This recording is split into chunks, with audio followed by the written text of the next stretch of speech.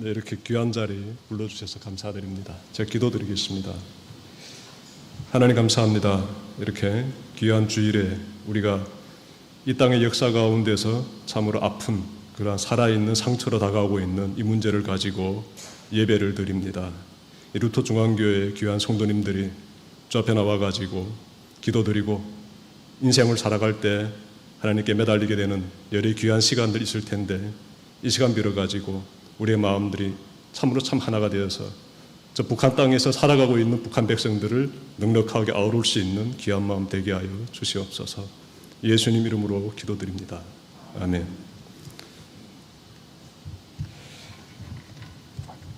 네, 제가 늘 마음에 새기고 있는 말씀이 요한복음 13장 34절 말씀이기 때문에 저희 교회 담벼락에다가 이렇게 전광판을 걸었습니다.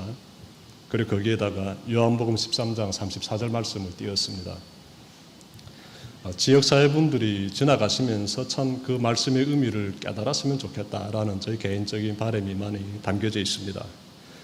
세 계명을 너희에게 주노니 서로 사랑해라.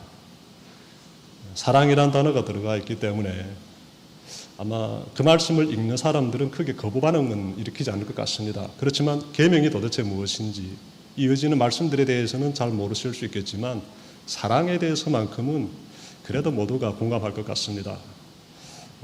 제가 북한에서 살다가 이렇게 중국을 걸쳐서 한국까지 오게 되었는데 사랑이라는 이 주제에 대해서 많은 경험을 했습니다.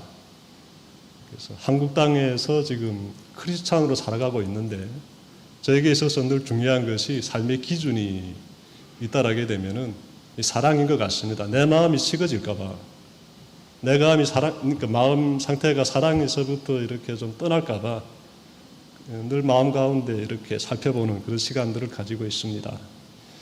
여러분들 어떻습니까? 이 사랑이라는 이 주제를 가지고 한번 생각해보는 이 자리가 참 되었으면 좋겠는데, 사랑을 가지고 인생을 한번 살펴보십시오. 한번 여러분 각자가 걸어오신 귀한 시간들 계실 텐데 그 시간 가운데 사랑이 어떻게 경험되었는지 한번 생각해 봤으면 좋을 것 같아요.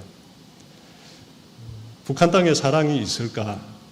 하나님을 믿는 우리 마음 가운데는 사랑이 참 뜨겁게 살아있는데 하나님을 믿지 않는 불신자들의 마음 가운데도 그 어떤 사랑들이 있지 않을까? 특별히 북한 땅은 하나님을 철저히 배척하는 그런 땅이지요. 2,400만이 살고 있는데 그들의 마음 가운데는 그러면 사랑이가 있을까? 중국에서도 제가 한 6년 살았는데요. 중국에서 살고 있는 그 수많은 사람들, 그 마음 가운데도 사랑이 있을까? 한번 이렇게 생각해 보고 싶습니다. 어떤 생각이 듭니까? 하나님을 믿는 크리스찬들만 사랑을 가지고 있을까? 아니면 북한 체제에 있는 사람들도 사랑을 가지고 있을까? 중국에 있는 사람들도. 저는 사람이 살아가는 모든 공간에는 사랑이 흐른다라고 저는 믿습니다. 그 사랑에 대해서 나중에 시간이 지나면서 교회를 통해서 정리가 되더라고요. 그래서 인생이 사랑을 통해 가지고 정리되면서 그 가운데서 저는 신앙을 가지게 되었습니다. 그래서 이렇게 신앙을 가지게 되는 그 과정이 공식처럼 되지 않더라고요. 북한 땅에 있는 사람들이 사랑을 가지고 있다고 제가 말씀드렸습니다. 주어진 시간 안에서 그냥 제가 요점만 짚고 넘어가고 싶은 바람이 있습니다. 사랑이란 희생인 것 같아요. 부모가 자식을 희생하는 그 삶을 이렇게 보여주지 않습니까? 자식들에게. 그러면 자식들은 그 부모를 통해 가지고 아빠 엄마가 날 사랑하는구나. 이거 아주 좋은 모습 아닙니까? 그거를 다른 말로 표현하게 되면 사랑이 되겠죠. 또 다시 좋은 말로 표현한다라게 되면 평화가 될 것 같습니다. 좀 더 멋있는 말로 그럴듯하게 그렇게 표현한다라게 되면 생명이 되겠지요. 저는 그래서 사랑이라든지 평화라든지 생명이라든지 다 그 말인 것 같습니다. 사랑이 없는 곳에는 분쟁이 있을 것이고 분쟁이 있는 곳에는 생명이 사라지는 것 같습니다. 그래서 어떤 사회든지 간에 그 사회 가운데 평화가 흐른다라게 되면은 생명이 넘쳐날 것이고 또 사람들도 사랑을 이렇게 헌신하는 것이 사랑인즉 꽃피울 것 같습니다. 그래서 그런 기준으로 저는 제 스스로를 보기도 하고 남과 북 상황도 보고 있습니다. 근데 현실적인 것은 뭐 남과 북 상황은 아까 우리 기도하신 장로님께서도 이렇게 아렸는데 어둡지요. 평화롭지 않습니다. 그래서 이렇게 평화롭지 않은 이런 사회에서 사랑에 대해서 말하고 생명에 대해서 말해야 되고 또 평화에 대해서도 말한다는 것이 쉽지는 않은 주제인 것 같습니다. 현실은 너무나도 정반대로 가고 있는데 뭐 뜬구름 잡는 이야기를 하는 것 같다라는 생각이 저도 많이 들어요. 그래서 인류가 흘러온 역사를 나름 살펴봤더니 제가 성경에서 창세기에서 어떤 장면이 발견되던가 하면요. 가인이 동생을 죽일 때 사용했던 그 무기가 돌이더라고요. 돌로 사람을 쳐 죽였지요. 그러다가 또 성경 보게 되면 사람들이 금속을 발견한 다음에는 창과 칼로서 사람을 찔러 죽이더라고요. 그냥 화약이 발견돼 가지고는 총알이라든지 포탄을 만들어서 무자비한 학살을 자행하면서 인류가 흘러오고 있는데 지금은 뭐 이 지구촌에 살고 있는 모든 사람들을 한순간에 멸착시킬 수 있는 원자탄이라든지 수소탄 이런 것들을 만들어 놓고 지금 있지 않습니까? 지금도 이 순간도 어느 곳에서는 누군가가 피 흘리고 있지 않을까 싶습니다. 어떻습니까, 여러분들? 이렇게 우리는 평화를 간절히 원하고 사랑을 원하고 생명을 손중히 여기고 있는데 현실 보게 되면 답답하다 그 말씀 드리고 싶습니다. 한반도 상황도 마찬가지고 지구에서 일어나고 있는 사람들이 사는 세상 모든 곳곳에서 펼쳐나고 있는 이러한 그 상황들은 무시할 수 없고 외면할 수 없는 상황들이기 때문에 마음이 무거워지는 것이지요. 아무리 평화를 원해도요, 분쟁이 딱 터지게 되면 평화는 순간에 싹 사라지더라고요. 그 분쟁이 결국은 화근이지요. 분쟁이 화근이지요. 대립, 갈등 이것이 화근이지요. 이것이 사라져야 그래야 평화가 오게 되고 사랑도 흘러넘칠 수 있고 생명도 솟아나는 거 아니겠습니까? 저는 그래서 한국에서 살고 계시는 크리스찬들은 하나님 믿는 성도들은 가장 먼저 가져야 될 당면 과제가 성경의 말씀대로 사는 것이다라고 저는 믿습니다. 그렇죠. 하나님 말씀대로 살아야 되지요. 그렇다게 되면은 이 평화에 대해서 정말 주야로 기도드려야 될 것 같습니다. 왜냐하면 한국만큼 이 전쟁이 터질 위험도가 높은 국가도 없다라고 합니다. 383 아시지 않습니까? 383 정말 무시무시한 곳이지 않습니까? 우리 민족의 역사 보게 되면 거의 뭐 최근에 있은 사건들이지만 불과 70년 전에 얼마나 많은 사람들이 잘못됐습니까? 가족이 쪼개지게 되고 원수가 되고 여러분 제 고향이 북한 청진이지만 저희 아버지 고향은 이 대한민국입니다. 저희 아버지가 대한민국에서 태어나셨어요. 전라도 익산입니다. 5살 때 그때가 일제시대인데 그때 저에게는 할아버지 되시는데 그분의 손 잡고 5살 된 저희 아버지가 중국으로 올라가셨어요. 중국서 사시다가 문화대혁명 때 북한으로 건너오셨습니다. 저를 낳으셨지요. 아버지 돌아가셨습니다. 제가 이 땅에 다시 왔습니다, 지금. 여러분들 이렇게 만나고 있습니다. 이 비극이 있지 않습니까, 이거? 북한에 저희 아버지 묘소가 있고요. 제 친동생은 지금 북한에 정치범 관리소에 들어가 있는지 이미 감옥에서 잘못됐는지 생사여부할 수 없습니다. 이런 상처를 가지고 있는데 이 땅 가운데 저만 이러겠습니까? 아까 장로님 한 분은 북한 연변의 고향이시다라고 말씀하셨습니다. 고향이 그렇게 그립고 그래가지고 저에게 인사를 전해 주셨더라고요. 우리 민족이 가지고 있는 상처는 엄연하게 살아있고 이거는 분명 이 평화를 무너뜨리는 그 분쟁의 요소가 담겨져 있는 그런 상처이기 때문에 이 문제를 우리가 외면하지 말고 크리스찬들이 열심히 기도드려야 될 것 같습니다. 그 평화를 위해서 정말 우리가 이제부터 정말 이 하나님의 그 말씀 가운데서 좀 답을 찾고 싶어요. 우리는 뭘 어떻게 해야 될까? 여러분 제가 원래 북한에서 살면서 받은 교육이 이렇게 하나님 믿는 교육이 아니에요.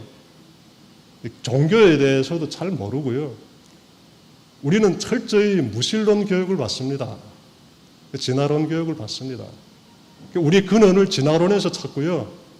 우리의 신념과 사상을 주체 사상에서 가져옵니다. 그래서 나는 누구냐를 정리하고 살았어요.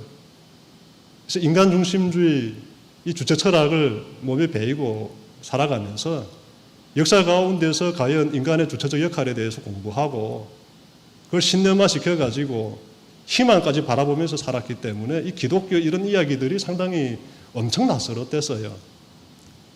북한을 탈북했다고요, 제가? 주체 사상이 나빠서 탈북한 건 아니에요.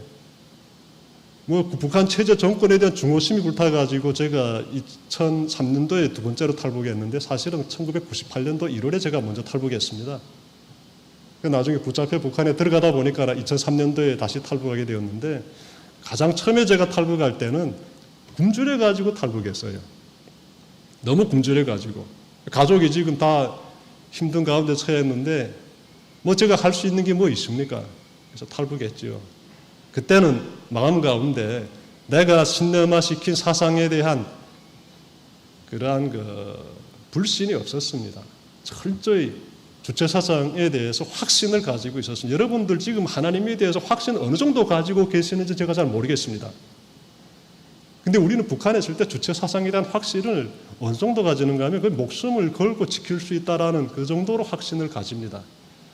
근데 한국에 와 보니까 한국 사람들도 엄청 주체 사상 신봉자들이더라고요. 그게 무슨 뜻인가 하면요. 이 주체 사상이 처음에는 집단주의 정신을 핵심으로 하고 있습니다. 그래서 하나는 전체를 위하여, 전체는 하나를 위하여, 수령 중심주의, 결사 옹호 정신 이렇게 북한은 쫙 정리하고 있습니다. 그래서 수령이 한번 말하게 되면 전 백성이 수령을 지지하면서 수령은 주체 사상의 창시자이기 때문에 수령의 노선에 대해서 충성하지요. 근데 이런 집단주의 정신의 주체 사상이 고난행군 시기를 겪으면서 굶주림의 그 사태를 겪으면서 개인 중심주의로 바뀌어졌어요. 제가 살펴봤을 때도 우리 북한 주민들이 수령에 대한 절대적인 그 주체 사상의 그 힘을 가지고 표현했던 그런 모습들은 지금 거의 보이지 않지요. 많이 사라졌고 지금은 거의 겉모습만 있는 것이다라고 저는 생각되고요. 지금 어떻게 변화되었는가 하면 개인 중심주의적 주체 사상으로 오히려 이 부분들이 좀 더 짙게 내려와 있다. 깊이 뿌리 내리고 있다라고 저는 생각이 들어요. 그래서 이게 어떻게 나타나는가 하면 국가가 우리를 도와주지 않아도 우리 스스로의 힘으로 이 위기를 탈출해 나가야 된다. 이런 마음을 북한 사람들이 거의 다 가지고 있어요. 그래서 북한 주민들이 탈북할 때 한번 인터뷰해 보십시오. 다 그런 정신을 가지고 가요. 자기 힘으로 이 위기를 탈출해 나가야 된다. 어마어마한 정신력을 불태우면서 그들이 지금까지 살고 있습니다. 결국은 그렇게 함으로써 살아남았어요. 국가가 도와주길 기대하면서 전체주의적 집단주의 주체정신을 가지고 살았다라기는 다 굶어 죽었겠죠. 그렇지만 스스로의 힘을 발휘해가지고 살아야 된다는 이 개인주의로 오히려 이것이 집약되면서 많은 사람들이 살아남았습니다. 그렇게 삶에서 경험됐어요. 주체 사상이 맞다는 것을. 저도 그 중에 한 사람이지요. 근데 신앙을 가지게 된다는 게 이게 보통 일이 아닙니다. 옆에서 중국에서 이렇게 돈을 주면서 또 공부시켜 주겠다라고 하고 이러면서 신학하는 자리로 오라고 저에게 이야기할 때 정말 코방귀겠습니다. 말도 안 되는 소리야. 왜냐하면 주체 사상을 공부할 때 기독교란 민족 정신을 말살시키는 사대적인 그러한 그 종교에 불과한 마약과 같은 영향을 끼치는 인생을 망치게 만드는 그런 요소를 가지고 있는 그 종교 집단으로 보고 있거든요. 그렇기 때문에 기독교를 믿으라고 하면 제가 순순히 믿을 이유가 전혀 없는 것이지요. 강한 거부 반응을 제가 했댔습니다. 저는 주체 사상이 가지고 있는 사랑에 대해서 저는 믿었어요.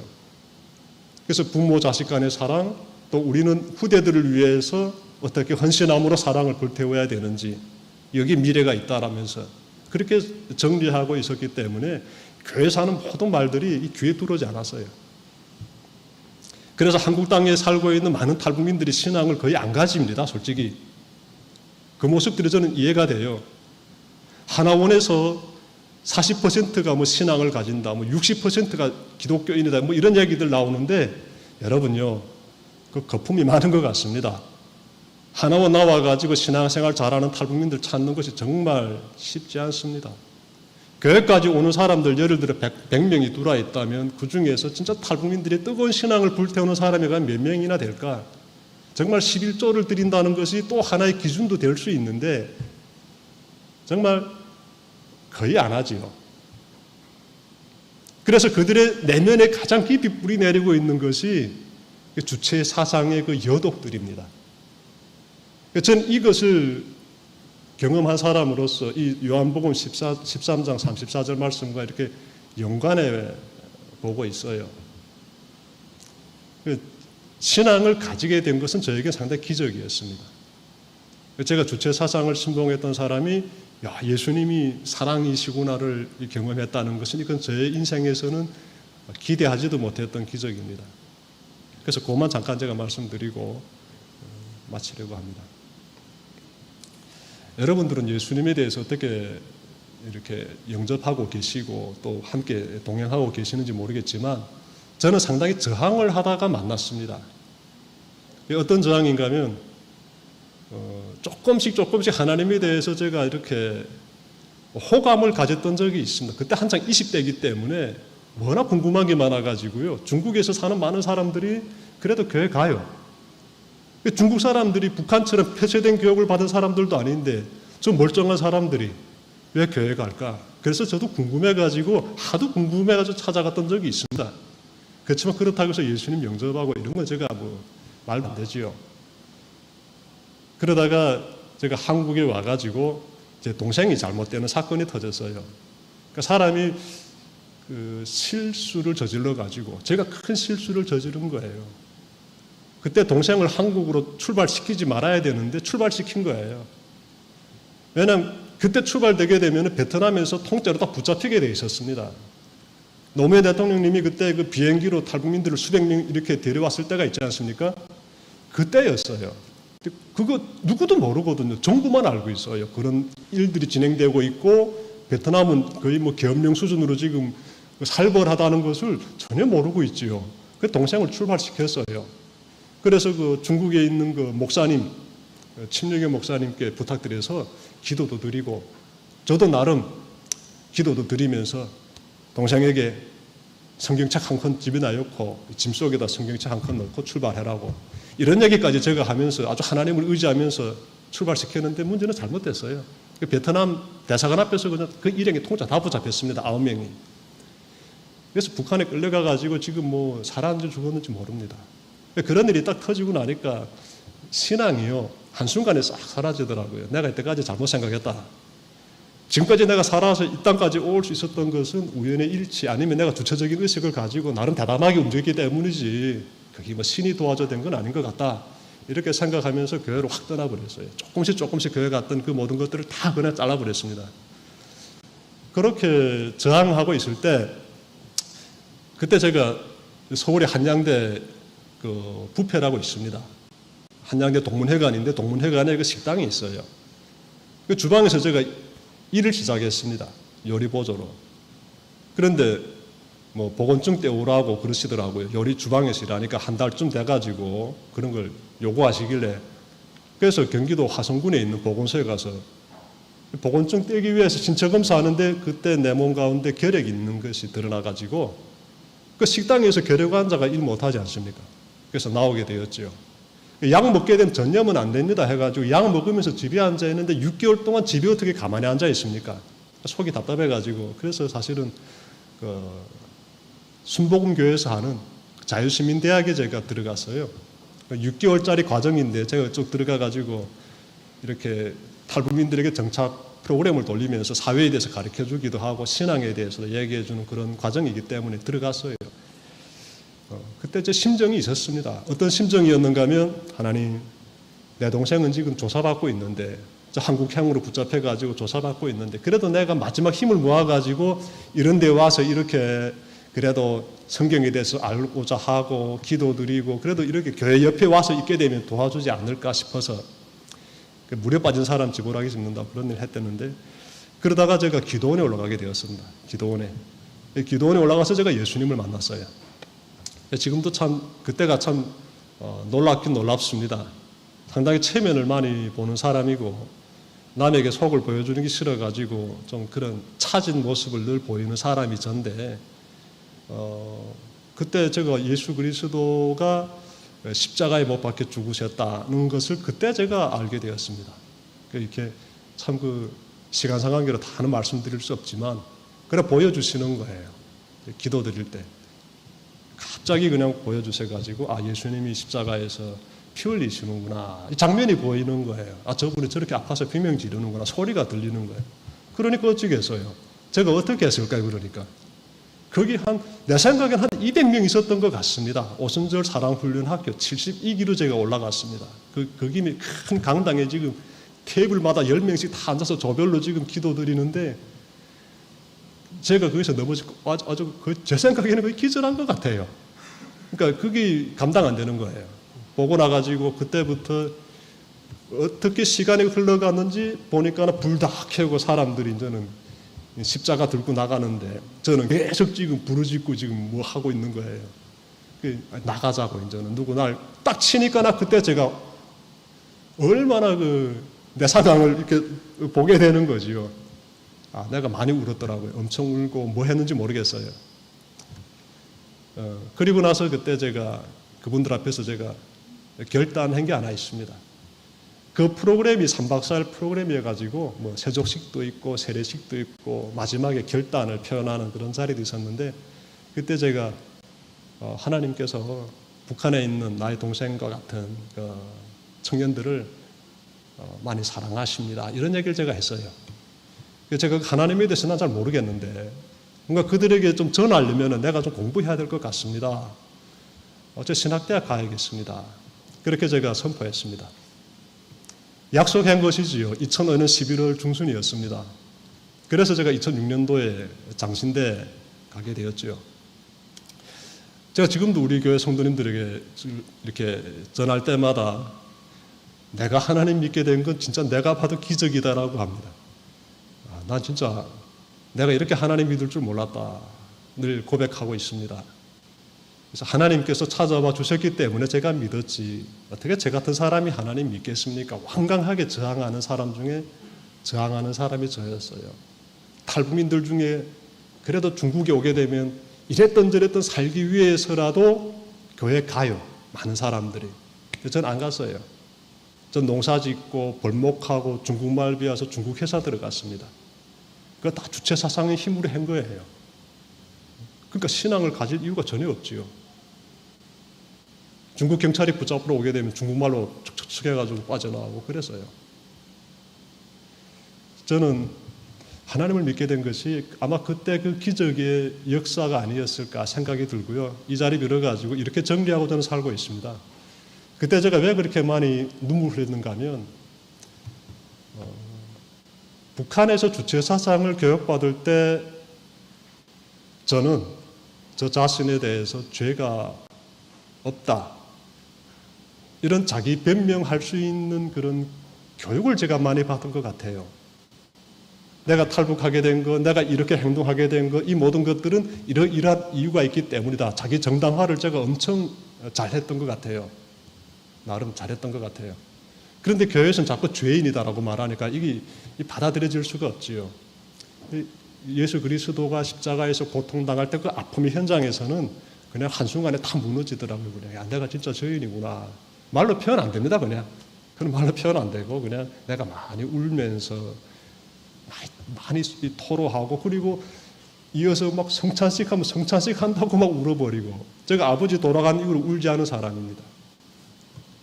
눈물 흘리면서 살 수 있는 세상이 아니거든요. 북한은. 독을 품고 살아야 될 세상인데 근데 그날에 그런 일이 터졌어요.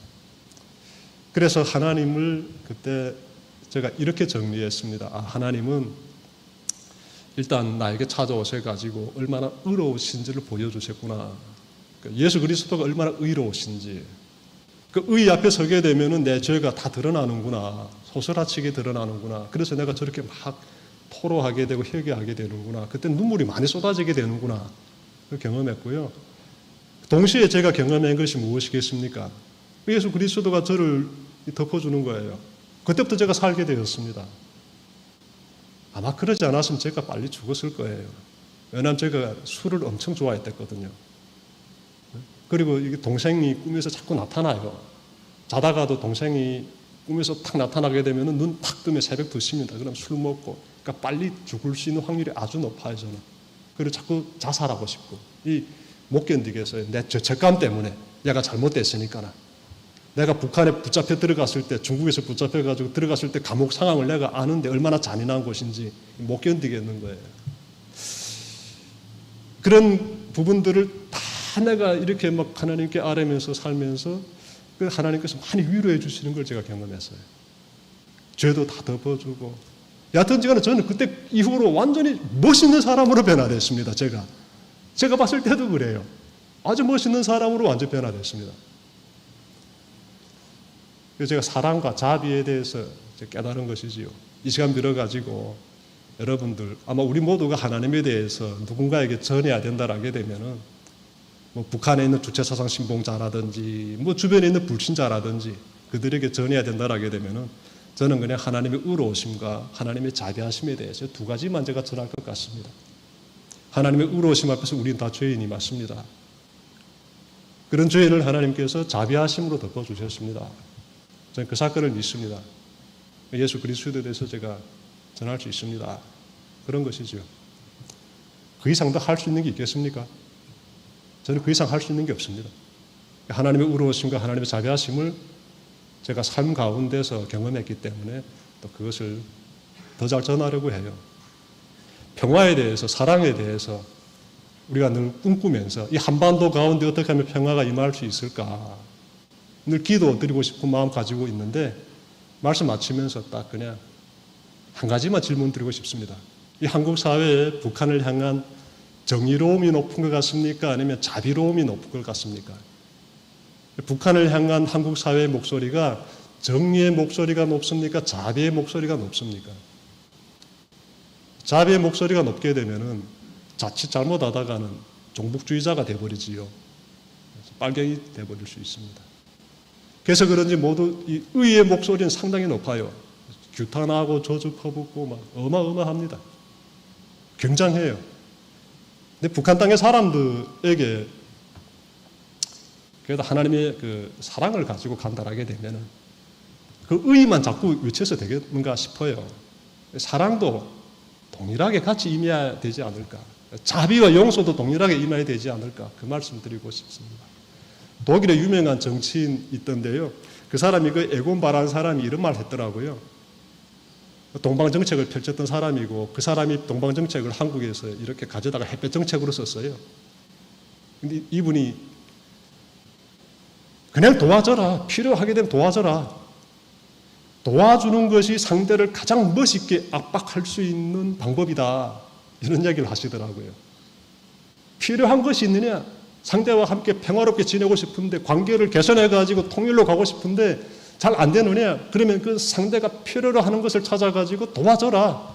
그것이 상대를 압박시키는 가장 좋은 방법이다라고 얘기하더라고요. 저는 북한 사람입니다. 지금 한국 와서 한국 국적 가지고 있는 또 한국 사람이에요. 앞으로 통일 한반도에서 살아야 될 사람이 되기를 저는 소망하는데요. 그러자게 되면 무엇보다 먼저 북한에 대한 자비의 마음을 많이 불태웠으면 좋겠습니다. 시시때때로 여러분들께서 항상 내 마음 가운데 너무 의로움의 목소리만 높아지고 있지는 않는지, 그러면서 북한을 계속해서 멀리 밀어내고 있지는 않는지, 침묵이 제일 무서운 거다라고 조나선 섹스란 사람이 말했습니다. 침묵은 분쟁의 불씨와 같다라고. 1년 가까이 북한과 남한 사이에는 침묵이 흐릅니다. 이 침묵이 사라지고 대화가 이루어지게 되고 저들의 필요를 채워줄 수 있는 그날이 빨리 왔으면 좋겠어요. 이제 기도 제목은 북한 주민들에게 대한민국에서 보내드리는 백신이 한 사람 한 사람에게 다 들어가는 그날이 빨리 왔으면 좋겠습니다. 그러면 또 사람들이 이상하게 저를 바라보죠. 여러분요, 사람입니다. 북한 사람들도. 그들의 팔뚝에 대한민국에서 보내준 백신이 하나씩 들어간다고 생각해 보십시오. 역사가 일어난다고 저는 믿습니다. 사람을 살게 해주는 백신이 대한민국에서 보내준 것, 이것이 저들이 팔뚝에 들어가지 중국에서 보내준 게 들어가지 말고 대한민국에서 보내준 게 들어갔으면 참 좋겠다는 그런 기도 제목도 제가 가지고 있습니다. 자비를 잘 이 땅 가운데 북한을 향해서 또 흘러보낼 수 있는 그런 저희들도 됐으면 하는 바람도 가지면서 제가 말씀 마치겠습니다.